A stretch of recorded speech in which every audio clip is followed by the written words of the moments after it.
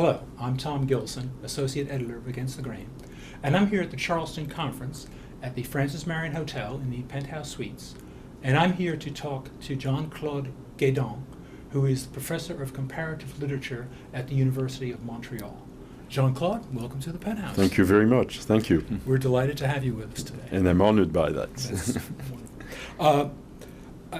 Later today, you're going to be participating in the Hyde Park Corner Debates, and you will be defending the resolution or arguing in favor of the resolution that scholarly publishing needs fundamental change.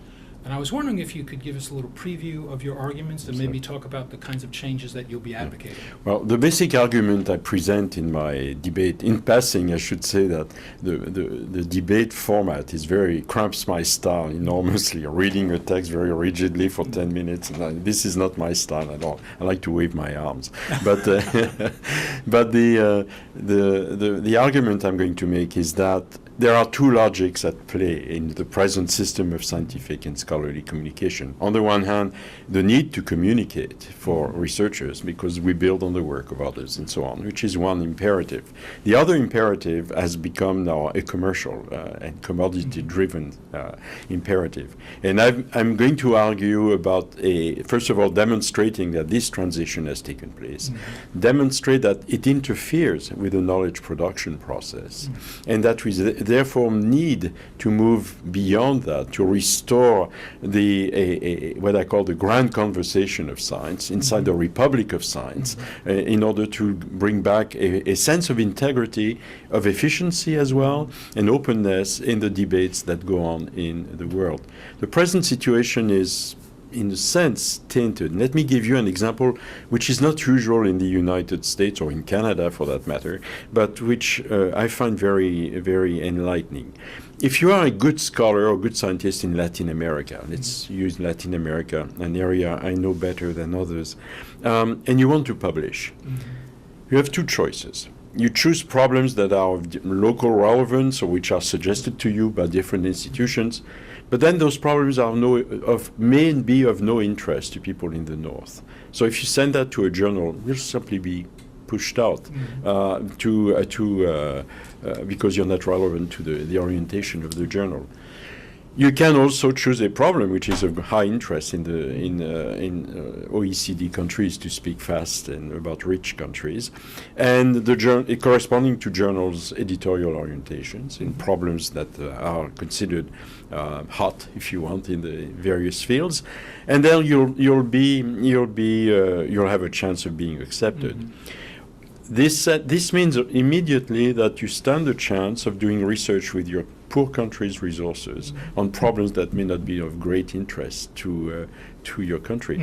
It might be that research on malaria is more important than research on juvenile acne, to use an extreme case. Okay, so people like this are caught in this kind of system, and that's where the commercial push, the competition between journals, is interfering with local needs for question resolving in science, which is not arguing against the universality of science. Science remains perfectly objective, universal, and the rest of it. But the choice of problems within science, of course, is just our choices, and they are driven by imperatives which are often local or with an economic system.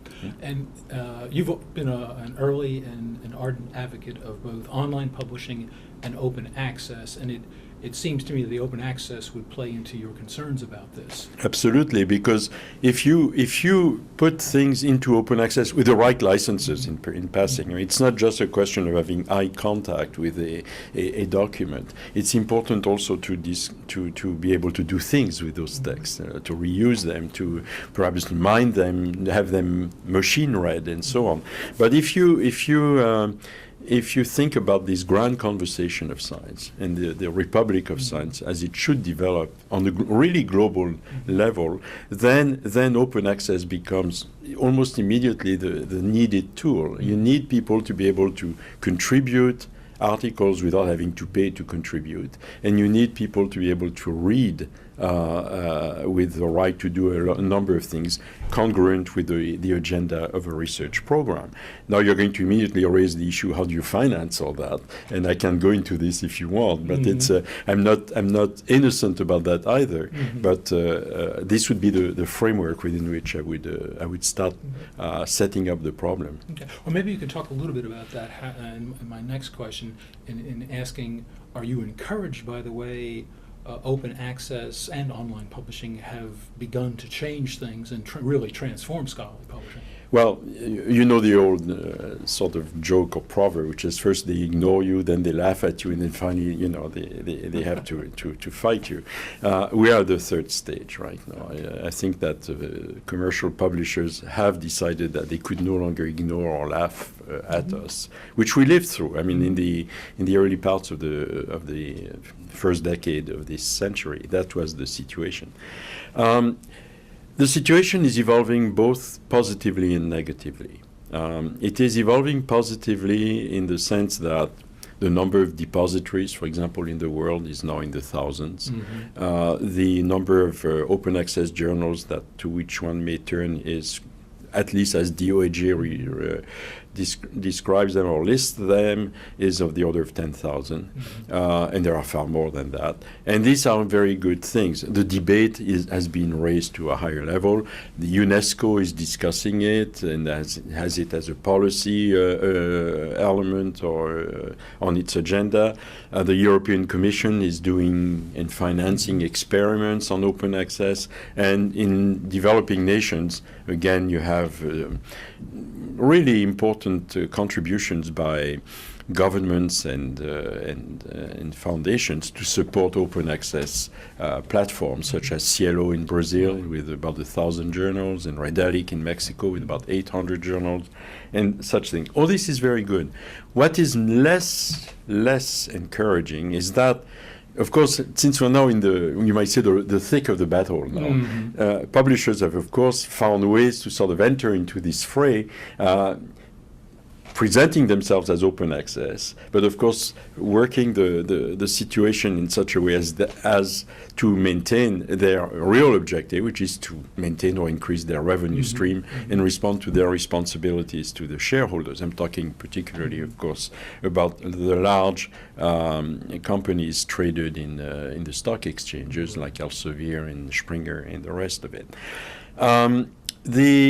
What they've done, which is really difficult, is that they've been very successful at muddying the waters, in the sense. In what way? Yeah, of course. Yeah, in the sense, for example, they've created so-called hybrid journals. So, where do you locate that in the open access movement? Especially when you realize that the hybrid journal is a way to create an entirely new revenue stream without decreasing anything on the subscription side. They've been very good at conflating the notion of gold open access with author pay model of the gold. Now, the majority of journals in open access are not on the author pay model. They work sometimes in a very fragile way with a lot of volunteer work and all that, but they're also sometimes wholly subsidized by governmental entities in order to be simply there as an infrastructure.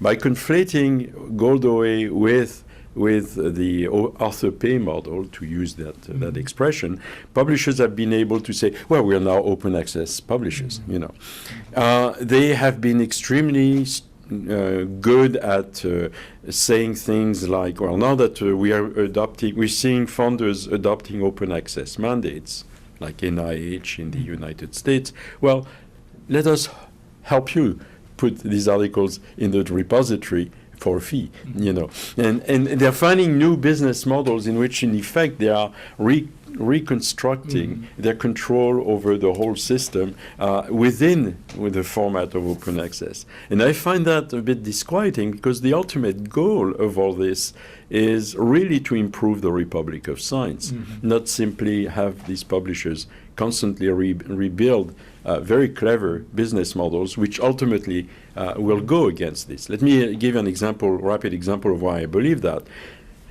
Elsevier, for example, offers the possibility of open access, self-archiving of articles and similar things, which makes it appear like, after all, a pretty good boy in the team. But in a very, very intelligent way, they've clearly distinguished the ocular contact with the text, with all that you could do after that.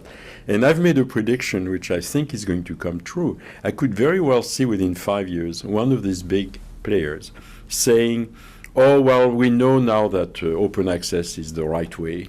We're going to give you all our articles, but there will be like page images of it's sort of like paper, but electronically. And if you want, of course, to gain access to the data bureau or the algorithms that might be able to allow you to go deeper into the paper and so on, that new form of reading, that new form of interaction with the articles, we're going to build our new business model on that, you see. That's interesting. And to the extent that science is moving from a joint, you might say, logical, experimental kind of basis to now a tripod, which is those two plus modeling. Right. And as modeling is really requiring the access to what's beneath the articles, the whole infrastructure, this I think is going to be the way in which publishers will appear to be perfectly willing to play with open access. In fact, give away, apparently, the surface, but charge for everything that's really important, for example, in modeling.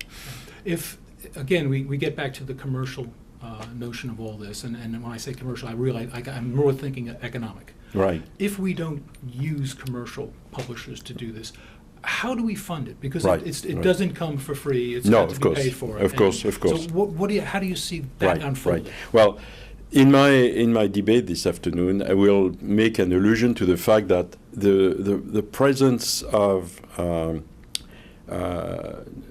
publishers as a separate moment in the whole life cycle of research is relatively recent. In other words, let's go way back to Galileo. When he sends a letter to Kepler, the dissemination process is absolutely in line with the research process, and it's the same loop, With the big academies and the associations, academies in the 18th century, associations in the 19th century, you have a bunch of scientists who really organize their own publishing. And in fact, in the 19th centuries, the associations produced a journal both to satisfy the needs of their own members, but also to barter the excess numbers with other associations, and with that very cheaply, with the production of one journal, they would build a whole library on the kind of field they were working with. Very, very efficient. It's only after, in the 20th century, and particularly after the Second World War, that commercial publishers did more than just do a bit of journal publishing for prestige reasons, which used to be the case in the 19th century and let's say before World War II. I see 1951 as a very, very important moment when Maxwell creates Pergamon Press, and that's the new model. It's by the way, in passing, he changes even the way of doing peer review. He creates the objective, anonymous peer review with two external people rather than the kind of clubby system of validation that used to be used with association journals. And that's when the quest for profit becomes primary, especially after Garfield invents the notion of core science, which helps create the notion of an inelastic market, which then allows the prices to go through the roof. So how do we finance that? First of all, we have to bring back the publishing phase of research as an integral part of the whole life cycle of research. It is. And research that is not published remains invisible and therefore doesn't play its role in the Republic of Science. It's a given to me. I know my honorable opponent disagrees with that, but it is to me the important thing. Well, one thing people seem to forget is that research itself is not commercially supported, or very little of it is commercially supported. A bit of development in the industries, but mainly most of research in most countries is financed by public money. The fundamental science research, even a fair bit of development, is based on public money. The second thing people don't remember is that the cost of publishing research and disseminating it is in the order of 2%, 3% at the most of the cost of research. So it's like the tail on the dog, and it's a very small element. And the third thing that people don't realize is that even in the present system, an enormous amount of money already goes into subsidizing elements of the research. And for example, illustrations, page charges for illustrations, page charges for some kinds of editing in countries where the primary language is not English and you publish in English. All this is taken care of by the local research centers, not by the publishers, you see. See, now the publishers would claim that they do copy editing, they do provide promotion, they provide access to peer review. These are all things that are what they would claim to be value added. It is. What is your response when they make those claims? These are costs. Let's take the editing part of things. I think it's getting down and down and down. I mean, the real editing. And in countries where you don't speak English, it's very difficult to send an article to a journal if you don't have close to you a really access to people who really speak and write good English in order to vet your article. Otherwise, the editor just rejects your article right away. So the quality of English has to be already at a certain level for you to be accepted in the journal.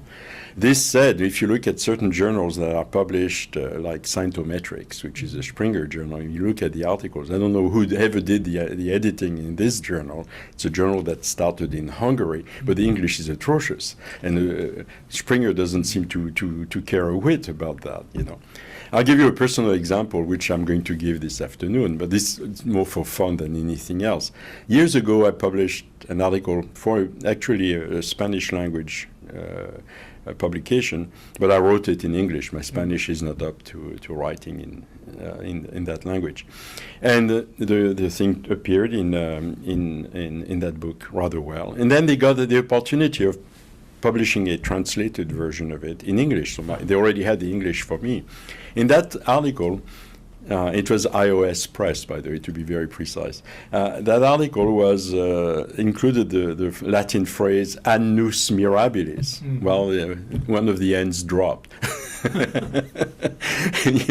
Give a strange sign. Well, I mean, this is funny, but it shows that not only don't publishers edit very well quite often, but sometimes they add mistakes. So it's another thing.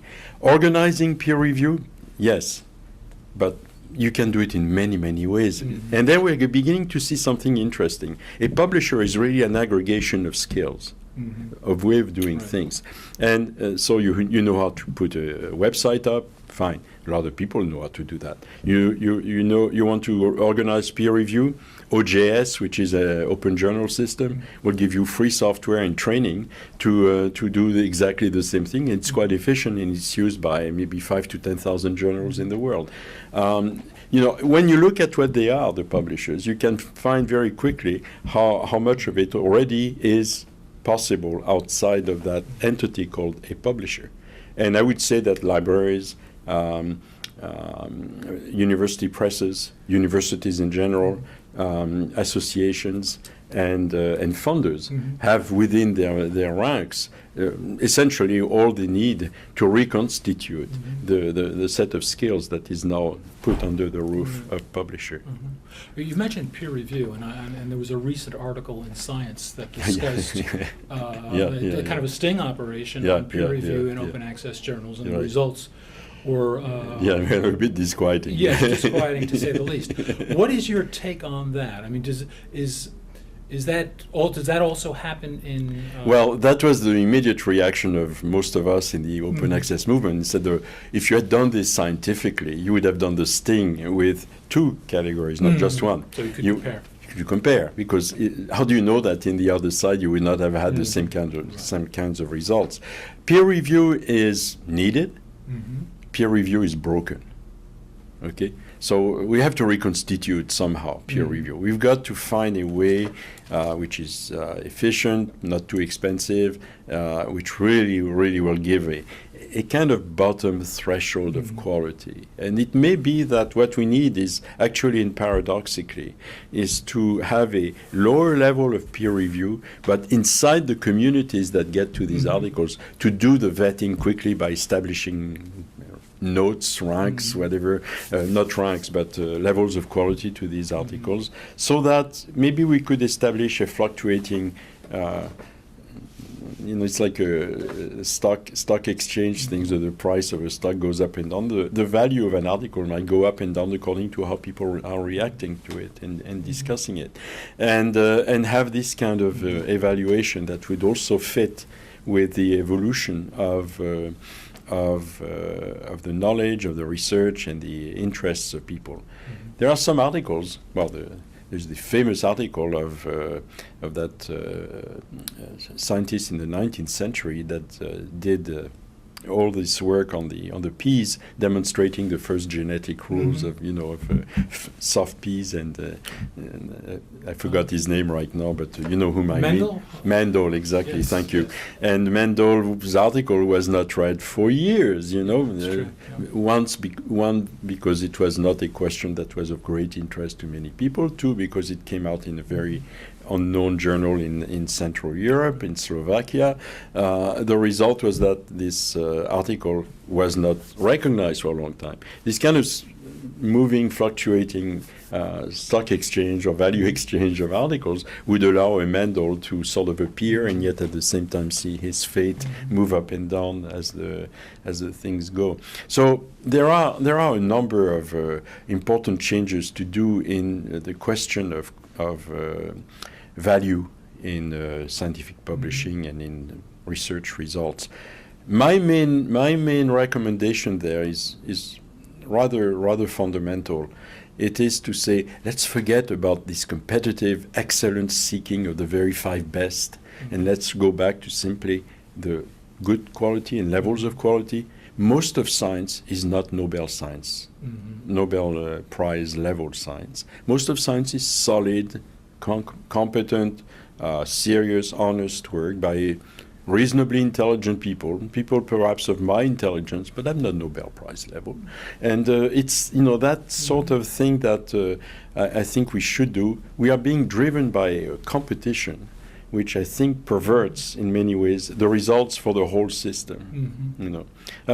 Maybe I shouldn't say that here because I'm in the United States, but I'm fond to compare this to the problems of the health system in this country. You spend an enormous amount of money on health compared to other countries. You have half of the Nobel Prizes in medicine since the Second World War, at least. You have some of the very, very best research centers in the world. So all this seems to be, going in the same direction. And all this is driven, of course, by intense competition. But then when you look at the real goal of medicine, which is to preserve life, so life expectancy would appear to be something, you find that the U.S. is ranked very low, unexpectedly low for a country as rich and powerful and well-equipped as this country, and for the money it spends. So you come to the conclusion that sometimes exacerbated systems of competition end up going against, I was going to say, the grain of the system. It seems to bring about a completely unexpected and negative result, and that I would like to see come back in the evolution of science. Well, rather than get into a discussion of Obamacare or no, we won't go into that. I mean, I know it's a sensitive topic in your country. We look at that quite bemused in Canada, by the way. It's so normal for us to have a health system that. One of the things that I did want to bring back to this notion, in a sense, of community, and let me talk a little bit about a presentation that you made at a open access monographs, e-monographs conference, and you were not happy with the word monograph. You felt we needed to go beyond that, and I was taken by the concepts that you threw out there. This notion of a community of texts or a society of texts, right, and then also you talked about, given the nature of a lot of research is so collaborative, that we really needed to re-examine our notions of authorship. Right. And I'm wondering if you could, I found those to be fascinating ideas, and I was wondering if you could tell us more. Well, the first thing we can immediately say about the present system, especially in some disciplines like physics, is that the collaborative nature of the work is obvious. You may have hundreds of names around one article. I know of one article where the length of the list of the names is longer than the article, so it's a bit of a comical way of explaining that.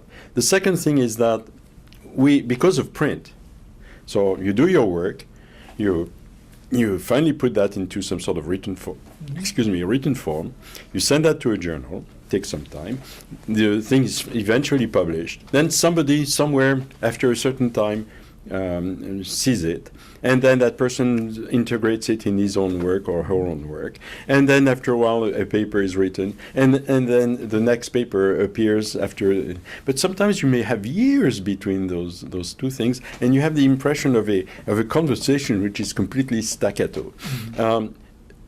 In the humanities and social sciences, where the main currency remains the monograph, it's even more so, because putting together a monograph is far more demanding than putting together an article. So instead of having a kind of gurgle out every 2 months or 3 months, you're going to have one every 2 or 3 years, And the nature of all this is, in a sense, completely driven by, I would say, a tradition that was built around print. Print, the way print is, it's something that needs a lot of investment up front. You have to make lots of careful choices, because otherwise your whole system may fall down financially. So you have to be very careful about how you organize the et cetera, and it creates this kind of, I call it high beat, down beat sort of publication system. With the new technology, we have now a relatively clear horizon towards which I think inexorably we're going to be moving, even though a lot of people are going to be shrieking and screaming about that. It's the model which will have to be refined and everything, but it's the model of Wikipedia. In other words, you're no longer in the sense of having a fixed text or a fixed monograph. You are in the area in which a number of people are working either as a team or as even, I would say, competitors or adversaries even, but people are trying to put together a consensus on something, at least for a little while. And this thing is, of course, a lot more fluid than the old model, and that's why I think we have to go beyond the article, the monograph. What will happen, I think, ultimately, is a whole range of types of documents, which will include the article style or the monograph style of things, but which will have everything in between as well. So that's the first thing. Then comes the question of, but how do you use such a flow of information, and it seems to me that the only way to do it, and in this regard, I find the work that Kathleen Fitzpatrick does with the Modern Language Association fascinating. You have to try and enter into groups of people. You enter into conversations with people that are already involved with that, and then your presence is going to be perhaps sometimes a snippet, sometimes a paragraph, sometimes several pages, sometimes a very long development on a certain topic, because you are part of a system in which that kind of mode of expression will make sense. And then at that point, really, you're very close to the ideal utopia of science. You have the Republic of Science at that point. You have communities where people talk to each other and produce things together with due attribution to individuals, but within these kinds of communities. And you may have other communities on similar topics that may ultimately, at a higher scale, enter in debates as well with you, and so on and so forth. In this scenario, where there are so many people contributing, and how do you assign, or where's the accountability? How do you assign responsibility? Who takes responsibility for the article? And then on top of that, or takes responsibility for the work, for the monograph, on top of that, academics rely on reputation for things like tenure and promotion. And again, I mean, we're going back to the very essential element which is, I'm afraid, not studied sufficiently and often enough, the relationship between the structure of our communication system and the mode of evaluation of the work and the individuals concerned. Right now, we do it through the impact factor, which is crazy. Impact factors don't measure quality. They measure a certain kind of visibility within certain kinds of networks. They deal with journals, not people. People who manage to get into a journal don't necessarily have articles with the kinds of impact that the journal collectively has. In fact, the majority, when the impact is high, the majority do not. And you have 2 or 3 stellar articles that drive the whole thing up, and so on. So we have a system right now which responds to your questions, but responds extremely badly to them. Without even asking questions such as, why do you take 2 years or even 3 years to measure an impact factor? Why do you have 3 decimals in an impact factor? Can you justify 3 decimals? Where does that come from? And similar things. All this is organized to create an intense competition among journals. And that's really what it is. And then as people are tied to that competition through journals, they themselves are caught in another competition. So how would we do that? My model would be, I don't know if you're familiar with it closely, but my model would be free software. It's like Linux and things like that. Why? When you're in a free software context, you always have some people taking the leadership. There's no question about that. In the case of scholarship, obviously, the research centers, the labs, the universities, and all that would be in a natural position to occupy that role. But you open up to contributions from outside that narrow circle of things. In the free software world, when you write your code before it's compiled, you sign the part of code that you have written. And that part of code might be one line, a correction on the line, or a whole thing. Why do they do that? Precisely for accountability reasons. If you write a piece of software which has to do, for example, with security, it's quite fashionable to talk about this these days, and you're in a free software environment, if your security doesn't work, someone wants to know who did the mistake, where did the mistake come from, who let that bug go by, and so on. So the correction of bugs, the improvement of the code, the development of the code, all this is taking place with an interesting pulsating system between loose centers, if I may use that from that phrase, and a shifting geography, and rather not geography, but a population of contributors, of coders, who send bits of line, sometimes once in their lifetime, sometimes very regularly. The result is really quite astonishing. I mean, look at how Linux has developed. Look at how Apache has developed. Look at Python. Look at Mozilla and Firefox. All this is free software. IBM has embraced it, and so on and so forth. So it's a real, I think, way of getting into this kind of let's say, world of questions. So I'm suggesting that if we went to the quasi-Wikipedia with some refinements, we cannot really do it the way Wikipedia does it. And if we went beyond what Wikipedia does, but in the same spirit, we would have the equivalent of free software in the production of knowledge. How about getting to the idea of scholarly reputation, which a lot of academics do strive for? One of the reasons the so-called seminal journal is such an ingrained part of scholarship is that faculty want to publish in these seminal journals to establish reputation. How would they establish similar reputations in this kind of a scenario? Well, first of all, let's make one step back. They want this reputation because their promotion and tenure committees are going to ask for that, and because when they ask for grants, the juries are going to ask for that.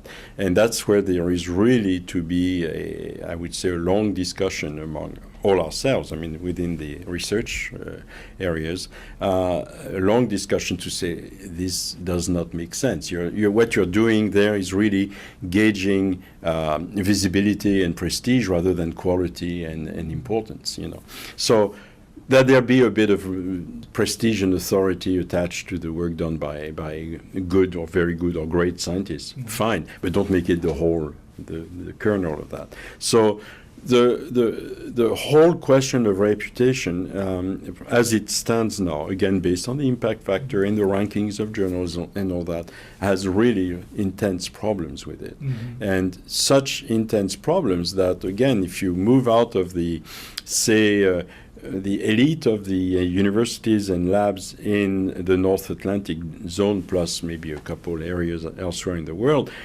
these kinds of reputation-building mechanisms are extraordinary barriers to the work that you try to do. It dislocates your local networks. It creates necessities the need to raise questions that fit those prestigious journals.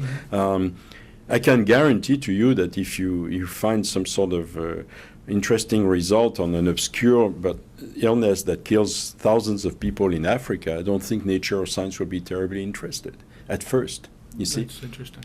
I don't think they will be. Especially for the competition for space in the journal, there is at the same time someone coming along with a really nifty thing about, an important problem. So the present system of reputation is really, it's a bit like a club in which people co-opt each other, and you are inside the club and say, oh yeah, this person there, or a fraternity, oh yeah, we should induct this person into the system. He's a good guy. He plays well with people, and he has the right question, the right attitude, and all that. If you're doing everything right but you don't have the same attitude, you have to go to a different club, or no club at all, because there is no club for you. Science should not work like a club. Science should work like a much more open system to me, and that's where this reputational system presently has to be deeply reformed, deeply changed. Yeah, from your perspective. Yeah, from my perspective. Yeah, because it creates. What could happen in the end? Because there is a more sinister way of looking at that, but I don't want to fall into a kind of, conspiracy theory, or certainly not conspiracy, but a kind of, just hypercritical stance. But if you consider the evolution of our world right now, we know that economically, for let's say the hierarchy of countries in the world, who possesses the ability to create new technologies and all that, with the abilities to create the knowledge behind that, is an important element of that geopolitical struggle and contest. One could argue that the present elitist system fits beautifully with this agenda, because essentially it's created in such a way that if you are inside the right countries, OECD more or less, you'll do naturally what helps these countries as a global agenda.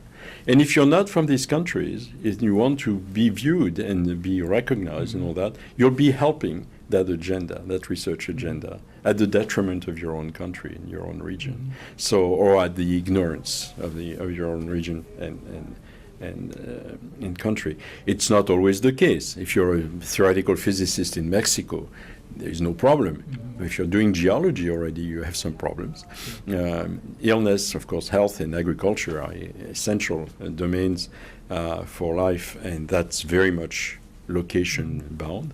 And we're living with the result that we have neglected diseases that kill hundreds of thousands of people. It's only recently that we really started putting some serious attention to malaria, and I think that's largely thanks to the Gates Foundation. It's not the scientific community that did it, it's a foundation.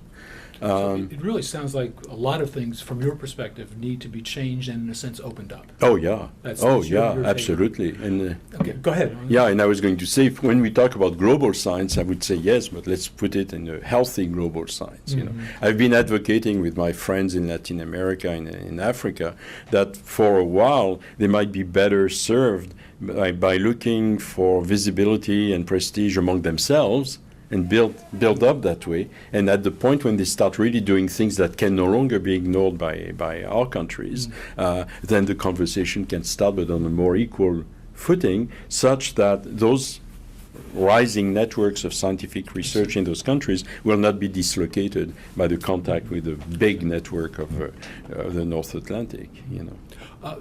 let me take the conversation to a little more mundane. I'm sorry. I tend to have to. My wife always tells me I go for big ideas. That's quite all right.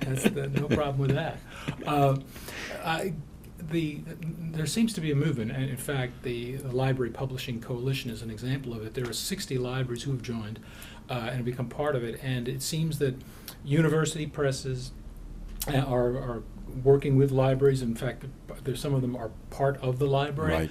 Right. There are a couple libraries who are actually creating their own scholarly presses. That's right. And I was wondering what your thoughts on that were. How do you anticipate? Extraordinarily favorable to this. I mean, this is the right way to go. This is the way where the research sites of the world begin to also develop their dissemination tools.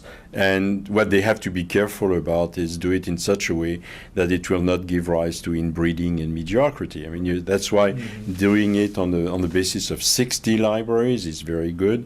I think it has to be internationalized. I think it has to be, opened up again. I think funders should be involved in that as well.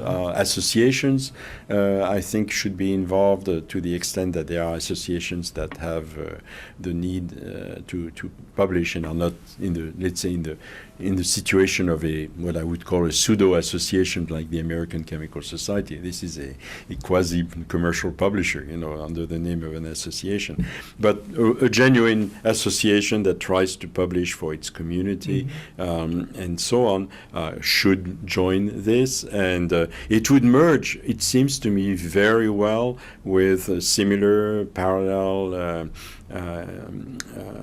attempts done, again, particularly in Latin America. I think Cielo and Redalic probably could bring expertise to doing that, and at the same time would be delighted to get new inputs from these kinds of new publishers, new aggregates of skills, because I still want to define a publisher as an aggregate of skills, and then you would see a republic of science that begins to expand worldwide. So no, I'm very much in favor of that, and I when I saw that appear, I applauded with all the hands I may have. Well, I think as a librarian, I think of it as an opportunity for the library to get more enmeshed in the scholarly communication process. Absolutely, because especially I did not know you were a librarian, but I mean, the library world right now is really shaken up. It's the transformations there are deep, and some of the prospects are dire. With the licensing system of access to journals and the like. I used to be the chair of the advisory board of the Canadian consortium for site licensing and that sort of thing. And I used to tell my colleagues, librarians, I'm not a librarian, but I consider them my colleagues, that be careful, you may find yourself being in the position of holding the nozzle of a gas tank. You have no role left except checking who can come in, can use or have some gas. You used to open up to the world, and now you have to restrict access. You've been put in a reverse situation without even you realizing it. Your values have been turned upside down, and you seem not to realize that.